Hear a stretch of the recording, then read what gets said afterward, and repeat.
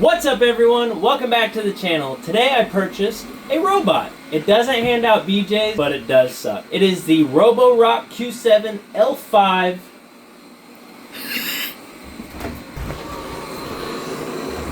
It's sucking. The Roborock Q7 L5 robot vacuum. Resuming cleaning.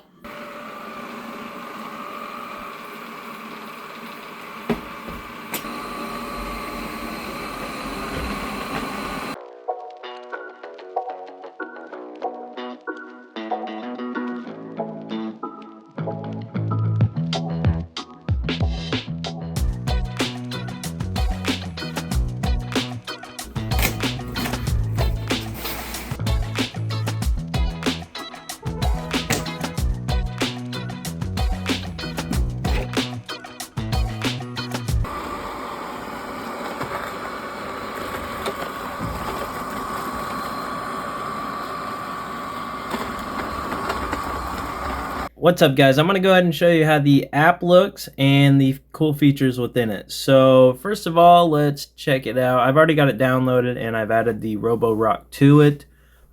This is the app. This is what it looks like. So from here you have a few options. You can just hit play and it will start cleaning. However, when you first set it up, it's going to ask you to scope out your house. I will say that part didn't do that good. So if we hit enter and look at the map, it's kind of all over the place. You can come in here and select your rooms, zones, and stuff like that. So if you wanted to do customize, you can customize which room you want it to clean first. If you want to change the suction power on the vacuum, you can do that. You can also do that per room. Even if you don't let it map your house, you just start cleaning, it'll pick up on each room. As it cleans, it's going to kind of go along the walls, and it does have LiDAR sensors. And once it does have your house somewhat mapped out, you can hit the map icon at the top and you can edit it. So if you have like a no-go zone, maybe an area like we have our bed, which we don't want it going under the bed because the way the bed's set up, it gets stuck. So we've also blocked off that area, and we've blocked off our other room, which doesn't get dirty because nobody's in there. You can also set each room, so like this is all hardwood floor except for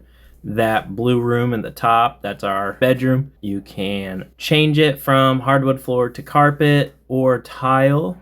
You can do no-go zone. You can do a threshold. You can remove things. You can name it, merge it. You can even divide a room if it looks like one room to it and it's actually two separate rooms. So there's quite a bit of stuff you can do in here, and it's actually pretty easy once you open it up and check out each thing you can do with the map of your house. And it does have the mop, so if you hit this, you can change it to vacuum and mop. We like to mop ourselves, so we just leave it on vacuum. Since the tank is so small, it would require us to fill it up way too many times. So we mop ourselves and we just leave it on vacuum. We do have it, instead of doing the balanced, we set it to max, and that does really well. You can have it do one cycle or two, and you can also change the route. You can have it go balanced or deep, which is pretty cool. The setup process was really easy. You just follow the instructions. Once you download it, you'll hit add device, connect to your Wi-Fi, and that's it. You can also come in here in the settings and you can do scheduled cleaning. So we have it doing it once a night at 6 p.m. I like to do it when I'm home just in case it gets stuck on something, which it doesn't do that often, but it is possible. You can also check out the maintenance, and there is more settings, child lock, button lights, firmware updates, and remote control, which is pretty cool. So from here you can just press the up button and it'll move forward. And that's it for the app, guys. Time to review, guys. I'm gonna give it a 7 out of 10, and the reason I say that is because it does easily get stuck on things. The waste bin is very small. However, it holds a lot for being as small as it is, but also that's where the water goes if you want to use a mop feature. And you'd have to fill that thing up after every room if you have hardwood floors.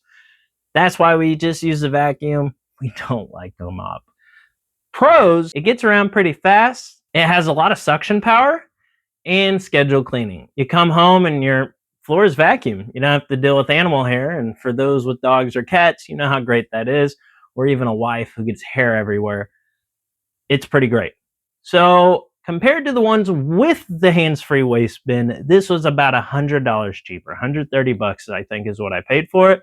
So if you are going to get one, you're on a budget, buy this bad boy. I haven't had to empty it, and it's cleaned the house twice. And that's going to depend on, how dirty your house is, but we're not saints. So I'd say it's pretty good. You can pay the extra $150 for a hands-free waist bin, but you're literally paying that extra money for a trash can and a small one. And I think you have to get bags or something that can only be used so many times. Anyway, 7 out of 10. That's my review. Let me know what you think. Check out this video, like and subscribe for more content. Do it!